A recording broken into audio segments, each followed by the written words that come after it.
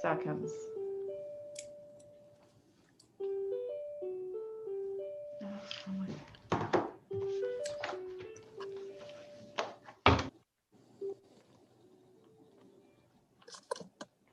Okay, you can start. Good morning, everyone. Welcome to today's public finance meeting. We'll start with, we'll go straight to the agenda. First item is if there's any call to order. If you can just acknowledge that you're here. For each of the board members, I have Chair Steele. Here. Vice Chair Eek. Here. Member Gale. I'm here. Member Lawson. Here. Member Gibson. Present. And Member McKendrick. Here. Excellent.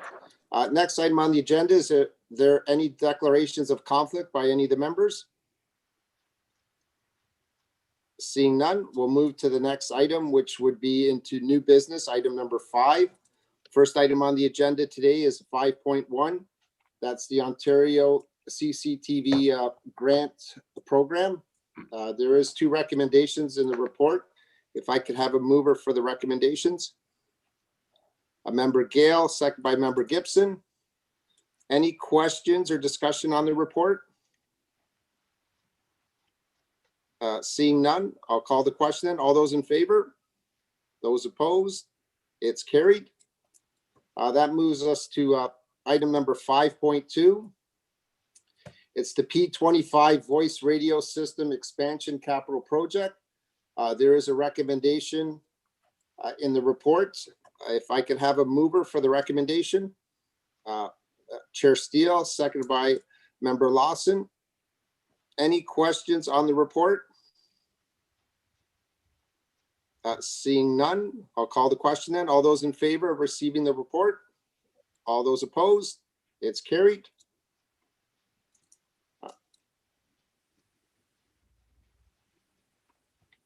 We are now moving to item 5.3, the Nrps and the Police Services Board Reserve Fund balance. This is to be received for information purposes. If I could have a mover to put that onto the floor. Member Gibson, seconded by Member Gale. Any discussion or questions on the report?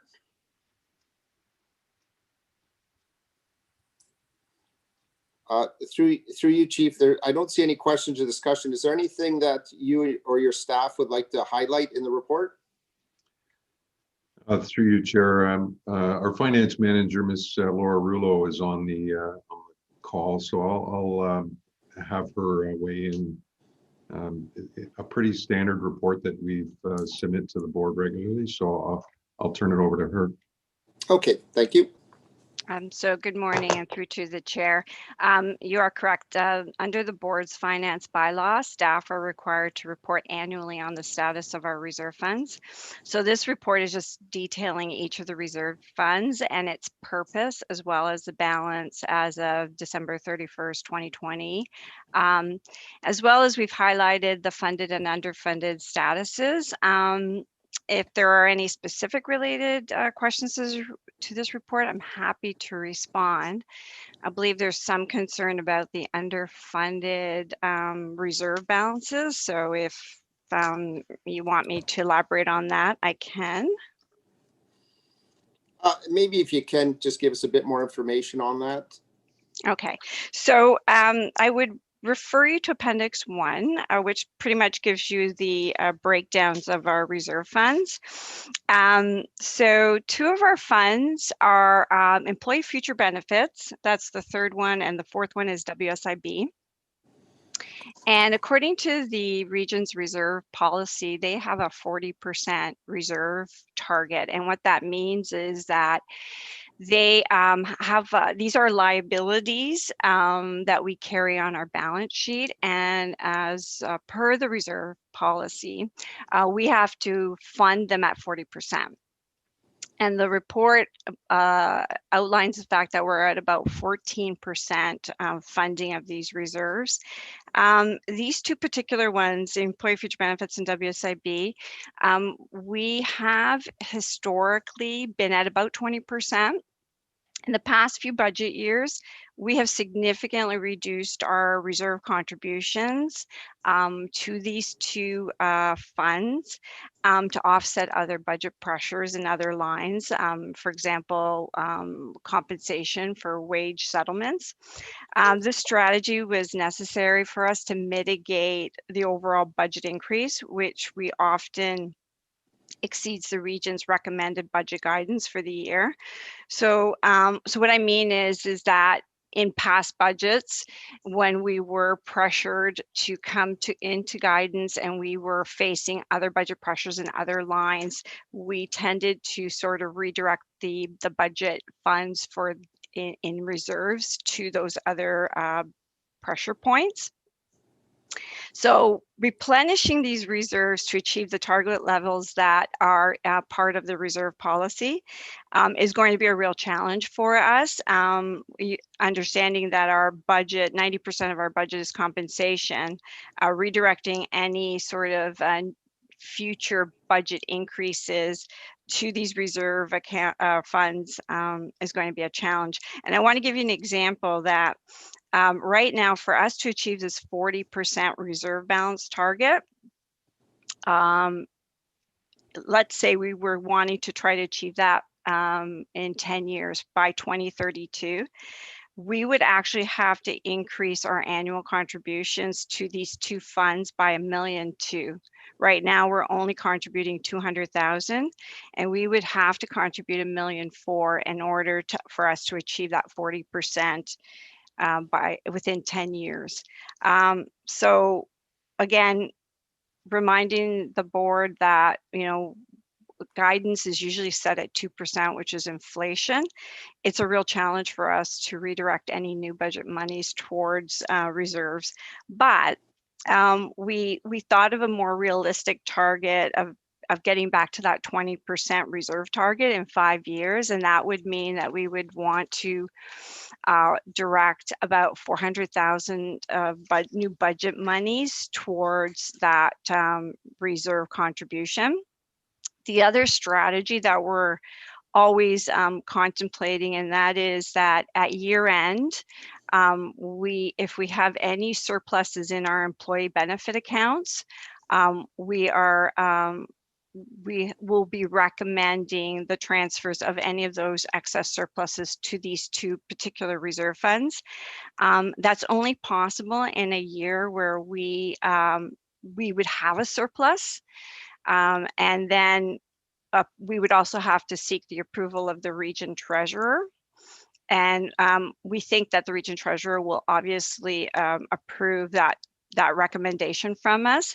So if I can summarize, the two strategies that we're thinking is perhaps in the next 5 years to try to get us to a 20% and to redirect any surplus funds from operations in the employee benefit lines towards increasing those reserve balances. But I wanted to just also comment that for 2022, I think we have a greater issue with respect to our capital contributions. Right now, we contribute about $2.8 million annually in our budget towards replacement of capital. And if I can speak as an accountant, our amortization expense is $7 million, which means our assets are devaluing at $7 million per year, but we're only contributing to replacing those capital assets at a rate of about 2.8. The region also has identified that shortfall for capital, and in 2021, they actually redirected 1% of their 2% guidance towards closing that gap. We were unable to do that this year because we needed the whole 2% just to cover our wage increases. So it's really something that I think is more critical, is that we really need to address that funding shortfall for our capital. I think although the region has this target of 40%, I'm not too sure we ever really achieved 40%. I know we hovered around 20. So I think we are very challenged with our reserve transfers. So we definitely have to find strategies, but I think the capital one is something that is on our radar for the next few budget years. And that's all I have to say. Okay, thank you, Ms. Rulo, for that detailed explanation. I see Chair Steele has a question. Thank you, Chair. Through to Ms. Rulo, how much per year out of our budget goes into reserves? What is within our budget now that goes approximately in total that goes into different reserves? 3.1 million in total. We have 200,000 that goes to the WSIB reserve, 250,000 to our contingency reserve, and the rest of it is 2.8 million to our capital reserve. Okay, so that's built into our budget. Just when we increase by 1% our budget each year, what is the income from that 1%? Like how much money is that? It's about 1.6 million. So we get about a guidance of 2, so it's roughly about 3.2 million is our guidance that we generally receive. Yeah. Okay, all right. That's all I need. Thank you. Okay, and just on that question, the appendix at the back, Appendix 1 shows the detailed amount that's being transferred from operation to the reserves in each of the specific ones if members wanted to look at that. Member Gale? Thank you, Chair, and through you to Laura. Laura, I'm so pleased that you said over 5 years because we know the hits that we've taken with the 4.2 million from the city of Niagara Falls because the casino's not open. Obviously, COVID, the contract for 1 year will hopefully we'll have better ideas next year on it and that. So over 5 years, I agree with it. I can't agree with going to the region for any more money for our reserves right now. But I just want to say how pleased I am that you said over 5 years because I think that's a plan. Thank you. Any further questions? Oh, Vice Chair Eek? Thank you very much, Mr. Chair. I'm pleased as well that we do have a plan to move forward on rebuilding our reserves. The question I have is, how did we get to this situation? Have our reserves diminished the last number of years, perhaps in order to balance budgets? Or have we always had this shortfall for an extended period of time? Through to the chair. I don't think I've only been here since 2014, and I don't ever recall us ever reaching that 40% target. It's usually been 20%. The reduction over some past budget years when there was an aggressive move to sort of keep the region guidance quite low, put us in a position where we had to redirect reserve funds to cover other areas. It's just, it happens. And you know, often I think reserve funds are understood and important for accountants, but when we're talking about operations, sometimes we have to consider the fact that operations would trump the contributions to reserves in these reserve funds. I do want to say that the 40% target is an overall target for all ABCs. And I can't speak to whether the region has actually achieved that 40%, but I would assume that each one of us would have to be at least at 40% in order to achieve that 40%. So I hope that answered your question. Just a follow-up, if I may. Given the goals and objectives or what is required on the reserves, what's the status of the region itself? Are they maintaining what they're preaching? Are you aware of those figures? I'm not aware. Their balance sheets are very complex, but I do understand. I do believe that they had a KPMG study that actually commented that their reserve funds were lower than what should be the norm, and I believe they also have identified risks to having low reserve funds. And I know for sure in 2021, their biggest focus has been on the capital, the capital contributions to their reserves for capital budgets. They have an extreme shortfall, and so do we. So I would say that,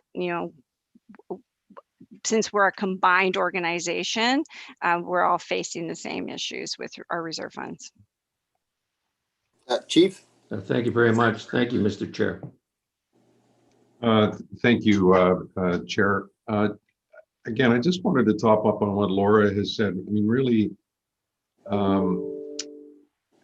the competing pressures of operating budgets and fulfilling capital reserves has been an age-long problem that this board and previous boards before have wrestled with, as well as previous chiefs and previous administrations.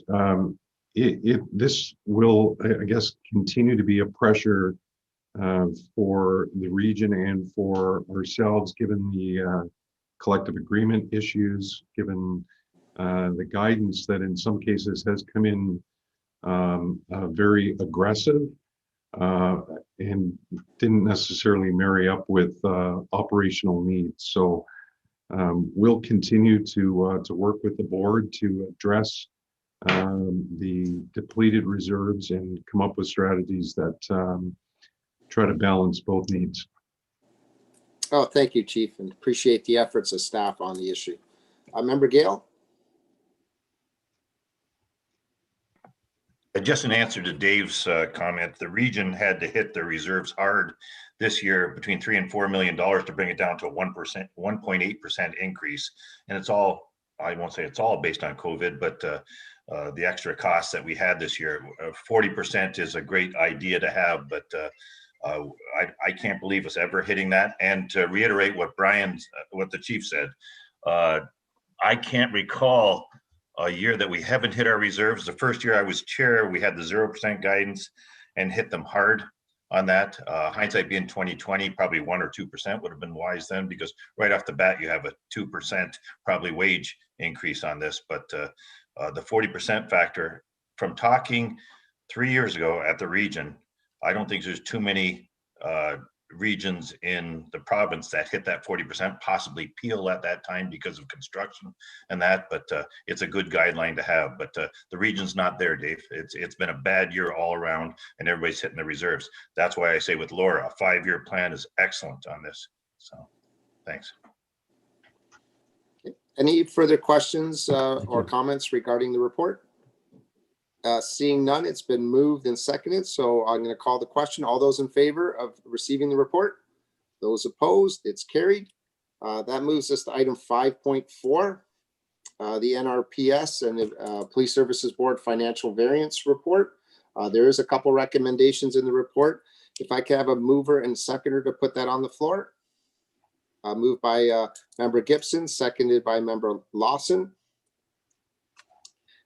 Is there any questions, or again, maybe through the chief, we can get Laura to highlight the report? There's some really good information in it. I see a bunch of nods. So Chief, if you could maybe have Laura just do a bit of an update, highlight. Absolutely. Yeah, go ahead, Laura. Thank you. Okay, so through to the chair, I think on page 3 of the report, that little table, I think, speaks to in itself. We ended the year with an overall deficit of 283,492, and that's a combined deficit between, when you include both the board office and the service. Good news is that the service actually did, in normal operations, achieve a $2.93 million surplus. A lot of it was due to salaries. The main explanations for that favorable surplus was sort of the lags in the hiring of the 40 officers, as well as the staggered implementation of the 2020 NRPA contract. Those were the two main reasons for the surplus from normal operations. But as we all know, COVID hit, and the organization and the service incurred about $3.5 million in net costs associated to COVID. The actual total cost is about $5 million, about $1.5 million of that, which was staffing costs related to a staff on administrative leave. That actually is part of, was covered by our actual budget. So when we think about the net cost of COVID, it's about 3.5 million. And there's an appendix 2 that we attached with the report that basically details that 3.5 million cost. And of course, the majority of that is obviously the revenue loss from the casino, which was 3.1 million for this year.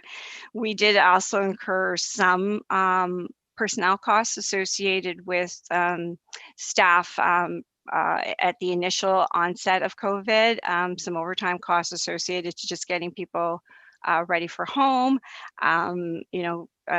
purchasing PPE and so forth.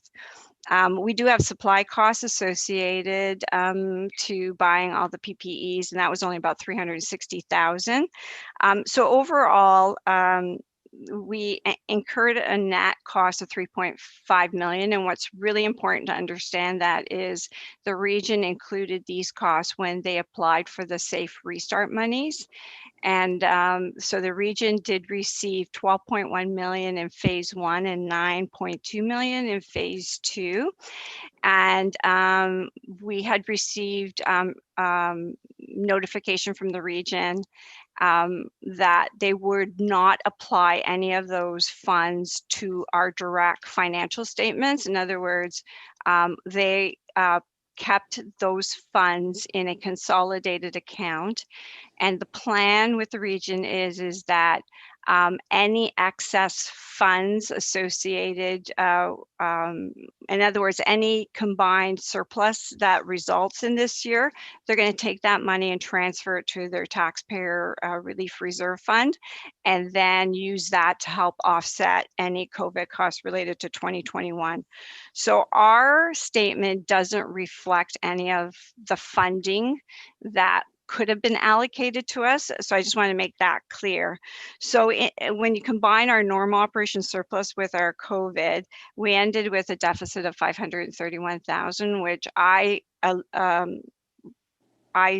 state that that's really COVID related. That's the excess COVID costs. The board office ended their year with a surplus of 248,000. And we asked the treasurer, we recommended to the treasurer if we could transfer 100,000 of that surplus to the PSB board's contingency reserve to help them mitigate any future legal expense costs. That was denied by the treasurer. Her recommendation is that the board office's surplus should mitigate and reduce the services deficit. And so therefore we ended up with that $283,492,000 deficit. I think that's about it. Hopefully I didn't over explain, but if there are any further questions, I'd be happy to answer. No, that was excellent, Ms. Rulo. Member Gibson, do you still have a question? I saw you had your hand up earlier. Yeah, thank you, Chair, and through you. Just in regards to number 2, it's a very small amount of money, but a slight deficit from current year operations. Is that a one-time event, or is there a trend there starting where every year now it could increase, or is it just a one-time incident? In reference to the COVID? No, the number 2 on 5.4, number 2, the OPVTA reserve at a slight deficit. I just wonder what caused that deficit, and is it a one-time thing, or is perhaps our costs are starting to increase? So through to the chair, the OPVTA has their own contingency reserve to offset any excess expenditures that may result in that year. So what we do is they have a financial statement, and it's their expenses are offset by the membership fees that we charge to other services. So in this particular year, they had a slight increase in their expenditures, and therefore the 2,250 is just requesting a transfer in from their reserve to offset that. So I mean, usually they have a surplus and they're actually putting money into that account. This time they actually had a slight deficit. Okay, thank you. I wondered if it was a cost that was going to be increasing every year and we'd have to budget accordingly, but that's a great answer. Thank you. Any further questions or comments by board members? Just wanted to tack on a couple myself here. Thanks, Ms. Rulo, for another detailed explanation, and also through you, Chief, excellent work on keeping track of the COVID-related expenses so it can be distinguished. And again, your efforts with you and your staff to mitigate as many of those expenses as possible to bring that deficit down. And again, I want to also commend Ms. Reed for her diligent work with the board in terms of producing a surplus in the board's financial statements. So I think it was a good job, well done by many, and I want to congratulate those that put a good effort in to make it happen. On that note, I'm going to call the question. All those in favor of the recommendations? Those opposed? It's carried. That moves us to item number 6, which is other new business. It's 6.1 procurement cards. If I could just have, it's on the agenda, but when I go to the report, I don't have a report attached to that. Is Ms. Reed, is that just to be spoken to? Yes, through you, Mr. Chair. Member Gale has requested just to raise this verbally at the meeting, so there is no background attached to the item. Okay, I'll go to Member Gale then. Thank you, Chair. Just one comment before we go there. Dave Eek, your camera is going slow. So every time we have a vote, we're voting for. By the time your hand shows up, it looks like you're voting against it. I don't think you're voting against it, but is that true? You're on mute, Dave. Sorry. That's true. I'm using my new iPad for viewing the eScribe, and I have an older one that I'm using for a visual here so you can see me, but maybe I'm having some difficulty today with that one. Okay, So you just clarified because the public, my voice if they're and watching everything this, is slow right now. you're going slow. Your lips aren't going the speed of your voice. So, okay. I just wanted to make that for you, Chair, in case any public out there watching this are thinking that Member Eek's voting against us every time. So Chair, the reason I brought this up was, oh, you're welcome. The reason I brought this up, and I have no thoughts of any problems with procurement with cards, credit cards, and that at the police, but an audit at the region on Monday, every year at this time, we bring up 4 or 5 items that should be audited, and staff agreed with me that credit cards, procurement cards, whatever you want to call them, at the region should be audited again, because we did it in about 2017, and we found some problems, not major problems, but management problems on it. And then in conversation, it was brought up that there were problems at times with ABCs on credit cards, and the police were mentioned. So, and this was not now, this was in years gone by, different terms. And I know when I became chair back in 2014, there was questions about points on cards with the police and things like this, but I won't go any farther than that. My question to the chief on this, and if there's a report coming out, Chief, I'll keep my powder dry on this right now. If there's a report coming out in the next 2 or 3 months on credit cards, maximums and things like this, then I'll stop. Is there a report coming, Chief? There's not a written report that is scheduled to come. We can certainly do a written report if that's what your preference is. With the permission of the chair, I would like that. And some of my questions on it, just for you to look at, but I like it in writing, are the maximums that officers are allowed to have on the credit cards, who's allowed with credit cards, why, who authorizes them. If there's not backup to a credit card, is it paid? Because that's a no PO, no pay thing that we have an issue at the region. So I just want to make sure that who's paying it. And if there's been any problems, I mean, it should be public, but I'll defer to you on that. But I don't need answers for these right now because our procurement at the region is going to be a year or in the next 6 or 8 months. But if you can sometime in the future give us a report as board members saying all the answers to these questions, if you don't mind, Chief, if you agree. Absolutely. We can bring that back, I'm guessing, to the Finance Committee and provide an overview of our credit card or procurement card process, which really mirrors that of the region. We implemented the electronic financial management, or EFMS, system that is in place across the region. So as an ABC, we have implemented the exact same processes, exact same verification of transactions, exact same approval process within the EFMS system that the region has. But we can certainly document all of that for the board's awareness and outline approvals, maximum transaction limits, limits on the credit cards. All of that can be detailed for you. Thank you. And through you, Chair, still to the Chief.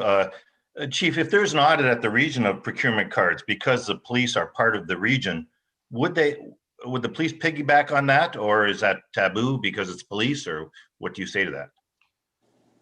I'm going to turn to Laura for that with regards to the specifics around regions audit procedures. We're certainly willing to look at our current procedures, implement any best practices that come from any audits from the region. Obviously, as a public service, we want to make sure that we're transparent, accountable, all of those things.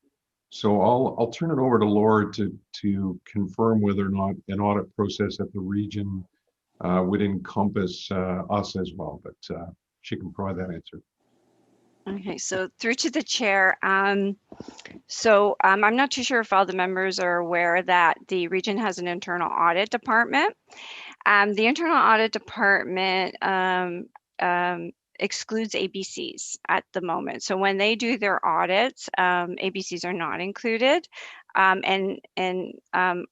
believe it's just a matter of if we wanted to be part of it, they would approach the board and ask if we were interested in including us in their scope. However, so just to put that out to you, I've been very interested. I am always interested in audit findings. And so I read all of the audit findings that the internal audit team does at the region. I read their procurement audit, and because we have a similar system, for me, it was really important to mirror that audit and to flesh out any issues that we might have here. I do believe the reason for that is they say that we have a different bylaw, but our bylaws are very similar. They have to be similar from a procurement perspective. The only differences that we have would be in sort of thresholds of limits for approvals because our budget is smaller. But the procurement audit that they did a few years ago was very interesting to me. And we actually had started to do a similar audit, and we were actually in the middle of it when COVID hit. And so we were unable to finish it. And it was actually on our radar to do in the next couple of months.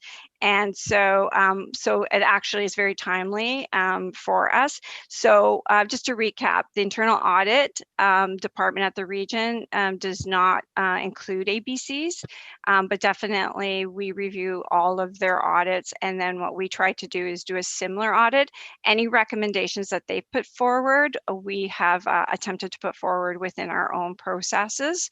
So we're just piggybacking off of their findings, and there wouldn't be, I mean, we haven't actually looked into ours specifically, but whatever recommendations they have are always good controls to put in place. So, if there's anything further, I'm happy to. So provide. Chair in Chief, I'm okay to wait for Laura's audit in a couple months, like she says, and get a report with that. And if she identifies problems, then we'll go further. But with the answers you're going to give, let's wait a couple months if you agree with that. Thanks. Okay, thank you, Member Gale. Just for the general public, I just want to make a note out there. ABCs, what that stands for is Agency Boards and Commissions of the Niagara Region, just so that people are aware that what that stands for. They're all tied into the region. Chief, anything further to comment on the issue?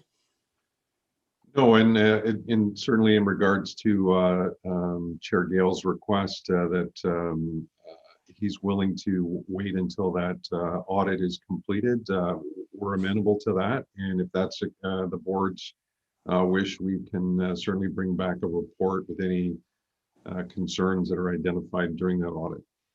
Okay, so we'll treat it as staff direction. I won't call for a motion, but you have direction and you're comfortable with that direction. Perfect, thank you. Thanks. Okay. Member Gale, anything further? You're good with that? Excellent. Okay. Any other items under new business that are not recorded or listed, should say? Seeing none, we can move to adjournment. Ms. Reed, do we need a motion to adjourn? No, we don't. So then this meeting is now adjourned. Thank you, everyone, and thanks for participating.